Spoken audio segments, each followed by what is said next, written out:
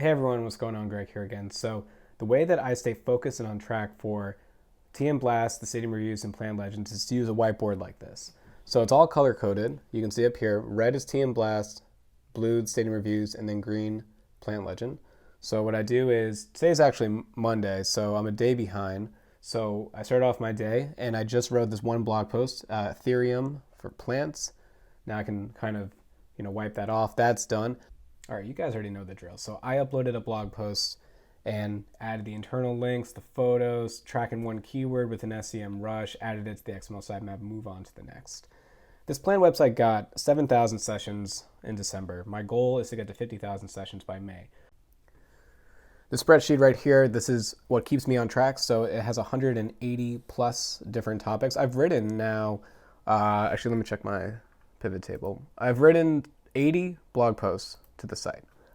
And I think out of that 80, less than half are properly indexed by Google. So I use Google Search Console to track that. So the site's so new that it takes a little while for Google to discover and crawl and index the site. That's why a lot of times when you start SEO or you start a new website, people say it's going to take like 3 to 6 months to stick any type of growth because it's that reason. It's such a new site that it hasn't even been indexed yet by Google, but I know it's going to.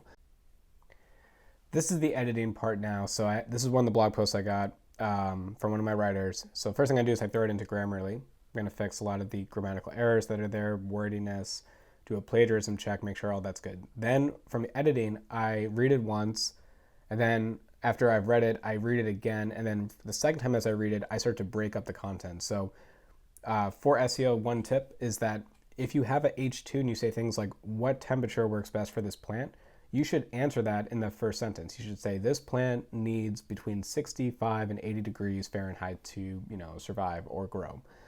What I've seen in the past from SEO projects I've taken on is that if you have an H2, you sometimes make it wordy and you don't really get to the point. You'll say things like, plants in general need sunlight as like the first sentence. And the second sentence, it's like, but not all plants need the same amount of sun or like temperature or something like that. And then like in the third sentence, you're like, this plant needs 65 to 80 degrees or like direct sun or indirect light or whatever.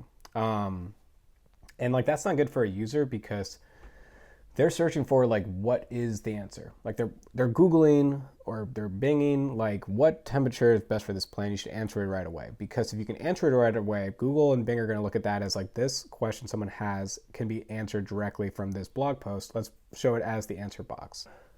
This one now is pretty much done. Cantia palm plants, did some editing as you saw within the montage. It's a little bit before 12 o'clock.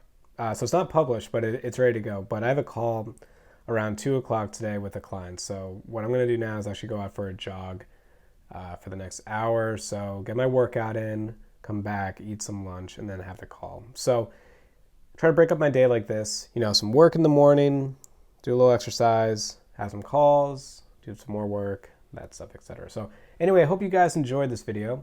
Let me know if you have any questions. And as always, have a good rest of your day.